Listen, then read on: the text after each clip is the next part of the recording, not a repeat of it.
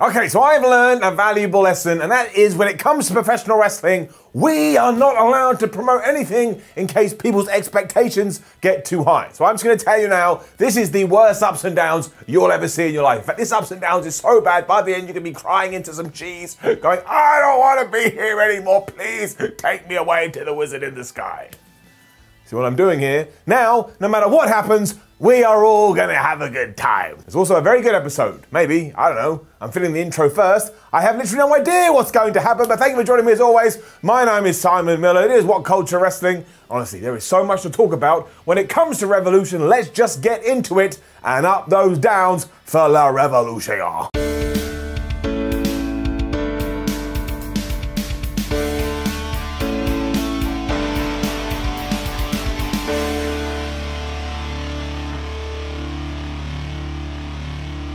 And the opening contest was for the AEW Tag Team titles as the Young Bucks defended their belts against MJF and Chris Jericho. And I don't think it's possible for the Young Bucks to have a bad pay-per-view match. I can't even remember the last time that happened. Also, Chris Jericho, he's flipping Chris Jericho, he knows what he's doing. Maxwell Jacob Friedman is like the best character wrestler in years. It so effortlessly gets it up. This has gotten personal too in recent weeks because, of course, the Inner Circle had beaten up Papa Buck. So do you know what Matt and Nick Jackson did when they got in the ring? They tried to pulverize Chris Jericho and MJF. So many times in the past, we have seen personal beef get in the ring, and what do the two wrestlers do? They lock up. Imagine that. You beat up my dad, so now I'm going to try and be technical with you. Don't be technical.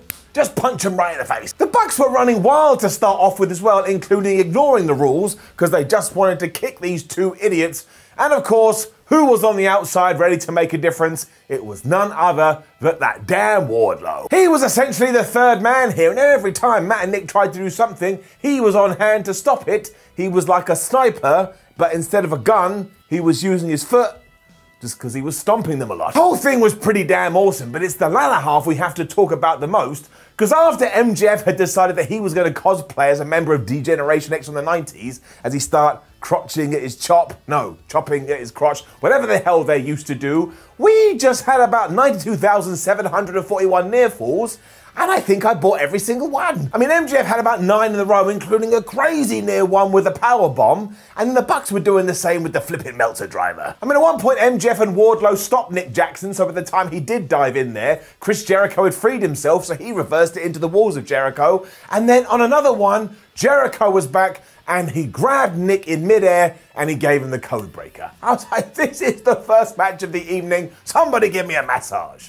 Because, you know, I wanted it to be relaxed. There was then more of this after Jericho had got Floyd the Bat, but again, the Young Bucks were able to kick out at the last second. And after Christopher had accidentally Judas-affected Wardlow, who was on the apron, they finally did hit the Meltzer driver. They retained their titles, and this was just one badass wrestling contest. We also know who they're going to be facing soon. We'll talk about that later. And the Inner Circle have already announced what's next for them. We'll also talk about this later, but my prediction is that they're going to explode.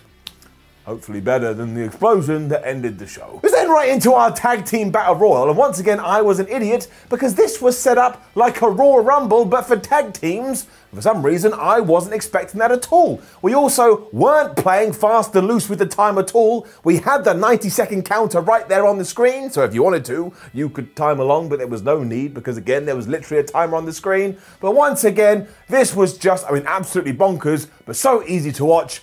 As ever, the rules were that both teams had to be thrown out, meaning if one guy got over the top rope, the other guy could try and survive and win themselves a tag team title shot. And yeah, we just sent team after team after team after team after team after team after team after team after team after team out here until we finally had a winner. And rather than go through every single last beat, because honestly there was around about 78 people in this, we should focus on the interesting story beats, including one with the Natural Nightmares. Because at one point, QT Marshall got rid of the Gun Club, and by the way, Billy Gunn's sons moved just like him and is kind of freaky deaky, but he had done that even though they were a part of the Nightmare family. So Dustin Rhodes was like, what are you doing, you absolute moron? And QT eliminated himself and he spat right in Dustin Rhodes' face. So if you remember a few weeks ago on Dynamite, QT Marshall was not a happy chap. Well, now the bottom has fallen out. Bear Country then made their official AEW debut, but that also served as the catalyst for things to go crazy, because one of them was picking up two dudes at once, and then Stu Grayson was getting chucked out the ring, and the Jungle Express arrived to a great reaction. Luchasaurus was double chokeslamming the Varsity Blondes, and always shout out to my man Griff Garrison. It was just boom, boom, boom, boom, boom. Then Jungle Boy was taking out Ortiz, and Marco Stunt was taking out Santana, even though Marco Stunt wasn't actually officially in the thing. So thankfully, because you know I love this, the bizarre rules within any kind of Royal Rumble-esque scenario exists. You don't actually have to be in the thing to knock somebody else out. Please, please, please, never kill it off. It always makes me laugh. The Butcher and the Blade were then out, and I was a bit like, great, I was going to go out and get my meat on a Sunday. Now what am I supposed to do? Before Jack Evans was also here, and he wasn't in the match. He was just screwing the Dark Order, who had 3 teams, because of course he's being paid off by Matt Hardy. And I don't think I've ever had to make so many notes in my life. Then Dustin Rhodes was out there, and then Private Party were back. Just like, man, I need to lie down. Can somebody bring me a drink? SCU were also getting involved, and for some reason Christopher Daniels was dressed like Bret Hart before Pac and Phoenix also made their way onto the scene, and I think they were the last team, and then it came down finally to the final 4, which was Pac, Phoenix, Jungle Boy, and John Silver. And John Silver got eliminated when flipping Phoenix tightrope walked on the top rope and kicked him out. And of course, then back in the ring, it meant it was a team against Jungle Boy, which was just another way to continually allow Jungle Boy to go up the rankings until he becomes Jungle Man. He was also able to low bridge Pac out of there, so for a split second you're like, oh my gosh, he's going to do it for the Jungle Express. But unfortunately, it was actually Phoenix that clotheslined him over the top. But you got Phoenix versus Jungle Boy for around about 3 minutes, and now I need it in my life. I have to see it properly. You also do need to go and see Phoenix's dive, because he throws himself with so much momentum, he barely gets Jungle Boy and attacks half the crowd. And if your brain hasn't gone ding, yes, our next tag team title program is now Pac and Phoenix taking on the Young Bucks. So who needs any more joy from any other area in your life? You can just get it from that contest. And this was honestly just so crazy. I'm going to hit my elevator button and I'm just going to go down. I don't know where I'm going to go to, but my word, what didn't happen in this? It was then time to start teasing who our big signee was going to be, because Paul White, the Big Show, was backstage going, hey, you're going to love it, it's going to be great. And then we saw Al Snow in the crowd. Anytime Al Snow is on a wrestling program and I am doing the ups and downs for said program, he is always going to get a shout out, because he taught me how to be a professional wrestler, and no word of a lie, without him, I wouldn't have got past day 1. He is that damn good. Shida versus Mizunami for the women's title was next, and everybody liked this, and so did I. And unlike a lot of other matches on this card, it was just a straight one person is going to try to beat the other person for their championship. And it actually kind of felt bizarre, because so much of the other stuff was crazy, and this was normal. Maybe that's why it was needed. They beat the crap out of each other in the early going, because of course they did, and the story here was basically that Mizunami is really resilient and a proper competitor, because she got hit by 2 Falcon Arrows and she got kneed in the face twice, but she still kicked out and she was like, oh my gosh, what do I have to do? And I was like, we'll just do it to her again. That's basically what happened too, and there's not really much else we can say about this. Mizunami did have a really good comeback that ended with a crucifix, and honestly that near fall was about 2.999. And then I think Shida did hear me, because she hit her with a bunch of knees and she pinned her for the 1, 2, 3 to retain her championship. I kind of felt like all of this was just building to the post-match angle though, because Nyla Rose came out with Vicky Guerrero and she started laying waste to everybody. She was also joined by Britt Baker, and they had a bit of a wink and a nod, so I think they're friends. And Rebel was here too with her crutch, and she was just smashing away. Maki Ito, who had debuted on the other side of the pond, had also made her proper debut this evening during the buy-in, so she came out to try and make the save, but that failed, before Thunder Rosa also came out, and everybody's terrified of Thunder Rosa for some reason. Like, there was 4 people that could have beaten her up, but they all went, nah, we don't want to take on Thunder, let's bail. This was all good though, and I suppose it's going to build to some kind of 6-person tag down the line, and who wouldn't want that? But yes, if you did watch Dynamite on Wednesday ups and downs, you know what's going on. Bring it down. There's my post-match brawl bar thingamajig, whatever the hell I called it, and it rolls up 2-3. Orange Cassidy and Chuck Taylor were meant to do a promo next, and then all my predictions and all my dreams thankfully came true, because before they were able to do this, Miro turned up. He grabbed Chuck Taylor's head and he smashed it through a window before shouting into the camera, "Play my music," and he came out. This is the kind of Miro that I needed to see. I needed it to stay alive, don't even know what that means. And finally we got it. and there was a little bit of, oh my gosh, what's going to happen, but we got there in the end. Afterwards, too, they fell out the entranceway as Miro continued to beat up Chuck Taylor, and he also got on the microphone and said, I think I could have taken you to the moon, but you said no. And I was like, why would anyone say no to the moon? But also, what the hell does that even mean? Orange Cassidy was nowhere to be seen because he too had been beaten up, but he limped out eventually and he had this big rally. And that's where my fear came. And actually, I think he rallied a bit too much. I just wanted Miro to destroy everyone here. I didn't even want anybody to breathe on him. And I get why they did it. They wanted to trick you, but there was just a couple of minutes. I was like, oh man, they're gonna have Miro lose again. But thankfully I was wrong. Because just as Orange Cassidy was about to be victorious, Penelope Ford jumped up onto the apron. This stunned the piece of fruit so much, he was like, oh my gosh, what am I gonna do? When Miro went up behind him and pushed him into Ford, who went and crashed into the barricade on the outside. And obviously Kip Sabian was like, what the hell have you just done? Miro wasn't a legal man, however, so he demanded Kip to tag him in. He got in there, he destroyed Chuck Taylor, he put him in the game over. Chuck Taylor tapped out, and this really was the Miro show. And as I've already gone on about, I've needed the Miro show since 1622. So it's getting it up. It's also planted the seeds that now Miro and Kip can break up because, of course, he just pushed his wife into some flipping steel, and we should do that, and he should win, and then he should go after the world title.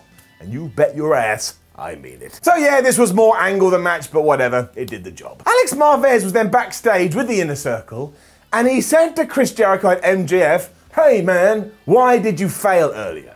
I was like, Marvez, why would you say that? Even I know this isn't going to go well for you. And then Chris Jericho called him a fathead. And I was like, well, you walked into that. Anywho, the group is going to have a War Council meeting on Dynamite when some serious changes are going to be made. And MJF even went, I agree with you, Chris. I think something needs to go down. So here's the hill I am willing to die on. I thought it was going to happen at Revolution, but now I'm going to say it's going to happen on Dynamite. Sammy Guevara returns. He teams up with MJF. They all beat up Chris Jericho, and we do have a brand new Inner Circle. And I'm well aware I'm going to be wrong, but again, hill, this is where I end. Hangman Adam Page then beat Big Money Matt Hardy to get a much needed and very satisfying win. This was so easy up. Once again, I'll say maybe this could have been a little bit shorter, but who even cares because we did everything we needed to do. Matt Hardy went out of his way to make sure that Adam Page was like a massive star. Hangman Adam Page has ever performed like he was a massive star, and he eventually won with the buckshot lariat, and now he continues on his redemption story, which of course should end with him taking on Kenny Omega for the flippin' AEW World Title. Private Party, of course, at one point were trying to cause the distraction, but they were out-distracted by Dark Order, who are now best friends with Hangman Adam Page, and they actually made a big deal here, like, it's not cash that has worth, it's friendship. And that's the cheesiest line ever. But I shed a little bit of a tear. So like I say, it's just moving the needle in the right direction for Hangman, who is just becoming such a major deal in All Elite Wrestling. He gets crazy reactions, everybody enjoys his matches, he always delivers like a good cowboy should. I'm excited to see what he's going to do next. He has had an amazing 12 months. The madness then continued because it was the Fate of the Revolution ladder match, of course, which was going to grant the winner a shot at Darby Allin's TNT title if he wasn't murdered later in that street fight. Now, this is very difficult to comment on because it was a very good ladder match. I enjoyed it. I was entertained. But if you were going to compare it to your own expectations and other ladder matches, yeah, it didn't massively hit the home run that maybe I was expecting. And do not get me wrong either. The sheer risk and the sheer effort put forward by all 6 guys was pretty damn good. And I was very satisfied that Ethan Page was the surprise 6th man. But when I got to the end, it just kind of felt like something was missing. And I kind of feel like an asshole for saying it. I mean, I suppose I thought it was going to steal the show, but it didn't. However, what did was the brass ring that was hanging atop of the ceiling that people had to get. And do you know what it looked like? It looked like one of the rings that Sonic the Hedgehog goes after, and you can't convince me otherwise. AEW did this on purpose. I mean, it was the best thing I've ever seen in my life, and I need more of this. I need a ladder match down the line where hanging from the roof is Toad. Toad from Mario, and he's going, hi Mario, in that stupid voice he's got, and the winner gets Toad as their manager. This is wrestling I need. But yeah, Cody versus Scorpio Sky versus Max Caster versus Ethan Page versus Lance Archer versus Penta, and they were all going through ladders like it was as common as breathing, and Cody went through one after a Canadian Destroyer. And that even tied into the story too. Because he felt like he was done after this, because honestly, he'd had his ass pretty badly beaten, and he was scooted into the entrance tunnel, and for the rest of the match, he kind of looked on from there like, oh man, can I get back? Can I not get back? And I quite enjoyed the drama here, plus it was a little bit different, because usually people go out of shot entirely, but I know others on the internet don't agree, so now I'm mentioning it. Penta was also spamming taunts like he was trying to build his meter up in a video game, and he could have won here around about 72 times if he hadn't stopped and gone, Sera, Miro! And someone needs to sit down with Penta and tell him this. It's like, dude, stop saying your catchphrase and climb the damn ladder. I don't care about any of this though, because Scorpio Sky was the guy who climbed up to grab that brass ring and not only become the #1 contender for the TNT title, but also become Tails. I had wanted that ever since he had that kind of turn on Dynamite a few days ago. And you tell me we're now getting Darby Allin versus Scorpio Sky? This is all good by me, and kinda, it's long overdue. Although better late than never, but better never late. I would make Scorpio Sky the TNT champion personally. That's just how I feel about it. So it was really, really good stuff, and if you enjoy ladder matches, you should go and see it. But it didn't quite live up to the expectations in my own brain. And that does make me a massive numpty. Somebody should now burst into my house and fire me out of a cannon. But up. And it's an up for Christian. Of course it's an up for Christian. What the hell is going on? And of course I'm referring to the big new brand new signee that AEW has been teasing all week. But look, is Christian a Hall of Fame worthy candidate? Yes. Has he always been underutilized and underrated by WWE? Yes. And more importantly, does he deserve to come back after an injury that ended his career to finish things on his turn? The answer is of course yes. I'm sure it's just a vocal minority screaming at me on Twitter, but I couldn't believe it. This dude thought he could never wrestle again recently, and not only did we get a great comeback at the Royal Rumble, but now, like I say, he gets to have some badass matches in All Elite Wrestling. I think this is flippin' Fabu, and Christian, I am going to shout and support you as much as I can till my neighbours come around and say, Simon, stop saying Christian, and I'm going to punch him right in the face.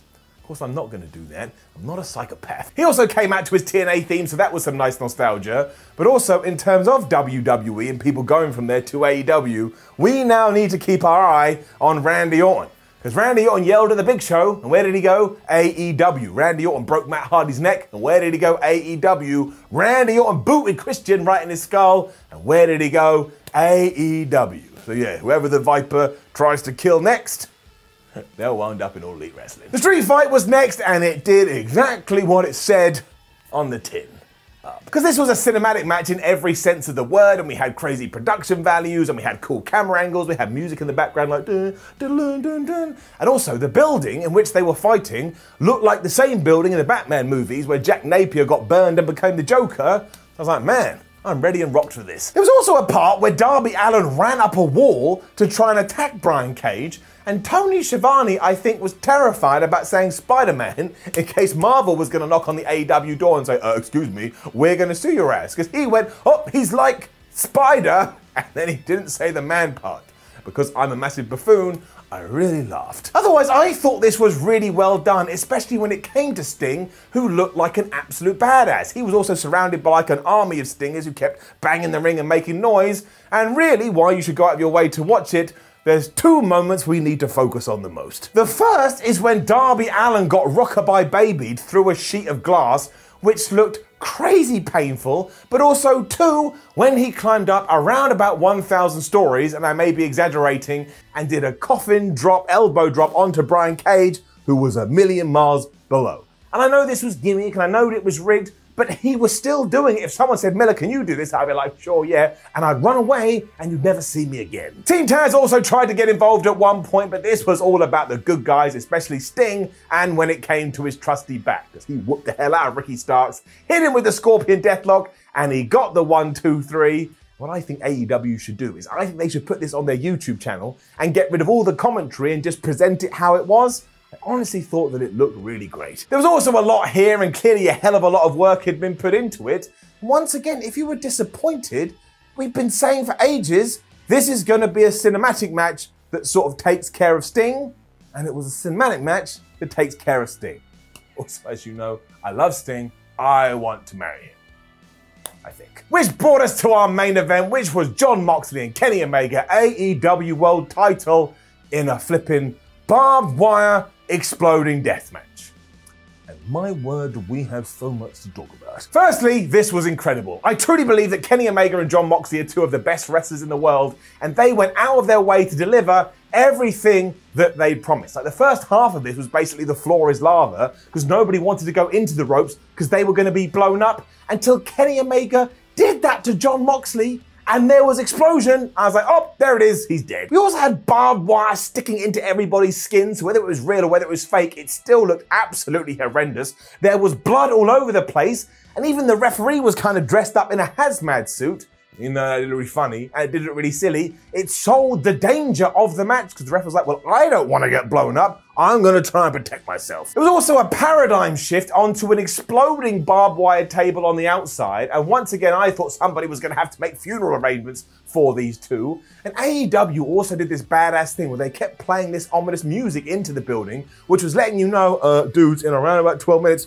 the ring's going to explode, so maybe you want to speed the hell up. And I genuinely had a sense of dread for all of that, so I want to make it very clear that this is getting an up. It is something that you have to see if you're a pro wrestling fan. And then, yeah, it took like a 90-degree turn and it went over there. Because when Moxley finally had his hands on a barbed wire back, which of course he was going to twonk Kenny Omega right in the head, out came Gallows and Anderson. Now, I didn't mind this too much because it does tie into the narrative, but I was a bit like, we don't need any shenanigans and gaga here. We've got explosions and barbed wire and death. I kind of feel like that's enough. They obviously stopped John from doing anything else, and after Kenny had hit Moxley with an exploding barbed wire bat, and then given him a one-winged angel on a chair that basically contorted his neck to get the win, I was just like, okay, cool. Give me the big explosion, and then we can go home and talk about this until we're old. But there was also something else here that at first warmed my heart so much, it was like, I don't know, a goat walking into the screen and looking in the camera and going, I'm the best goat ever. That wouldn't warm my heart at all. But the point is, I thought it was going to be beautiful. Because as the timer got down to like the last minute, Kenny Omega and the Good Brothers were like, well, we've got to get the hell out of here. They handcuffed Jon Moxley and they left him in the ring to essentially die. So who came out to make the save? It was his best friend, although someone he's fallen out with recently, Eddie Kingston. And because he couldn't get him out of there, he dove on Jon Moxley like this was some kind of grenade. And I felt a tear about to run down my face. And then unfortunately, when the timer got to 0, some sparklers came out of the ring posts. There was like some explosions around the side of the ring, and while it was a decent visual, it was nothing like we'd already seen, but also it wouldn't have caused damage to anyone. Like, your grandmother could have been in the ring, she could have been sat in their rocking chair going, oh, this is a nice little display, but for some reason, it killed Eddie Kingston. But honestly, nothing had come close to him, and that's how Revolution went off the air, and you just had this pang in the stomach where you're like, I don't really think that went how it's supposed to go. Tony Khan tried to spin this afterwards as well by going, well, wait a minute, it was crazy Kenny Omega who built this bomb, and clearly he didn't do a good job. And I actually thought that was great justification, but not when it comes to Eddie Kingston. Why was he being tended to afterwards? Nothing had happened to him. And so, yeah, look, it was a pity and it didn't go to plan and the execution wasn't very good. And because of that, we got to give it a down. But let's give it a down and let's just move on. Please do not forget the lengths that these two went to in this match. The violence, the brutality, the drama, the emotion. You can't just go, oh, the explosion was crap, so the whole match was crap. That's not true. I mean, it was a match of 2 halves. Not even that, like 3 quarters and another quarter. Although I will concede that that last quarter, well, I did watch it a few times because I thought it was quite funny. How Eddie Kingston's going to explain what the hell happened on Dynamite, I don't know. Like, if he goes, oh, I was almost killed, I'm like, no, you're not. That's like you hear a car backfiring and you think it's a gunshot. That doesn't mean jack all. But overall, it was still a really good pay-per-view. I kind of felt like if you did buy it, you would feel satisfied and happy with your purchase. Well, I certainly did. So it's getting it up. Now, don't forget to leave a comment below and let us know what you thought about AEW Revolution. And of course, a lot of it's going to be about Christian. If anyone doesn't like this, I'm going to have to rip out my hair. It's already happened so many times. Then like the video, share the video, and subscribe. Head over to WhatCulture.com. We got all the news. Watch another video here on YouTube. Again, we got all the news there as well. And you can follow us on social media. Probably going, I wasn't happy with this. Because everybody's a negative Nancy. My name is Simon for WhatCulture. Thank you very much for tuning in as always. We will be back tomorrow with those Raw ups and downs. And who the hell knows what's going to happen there.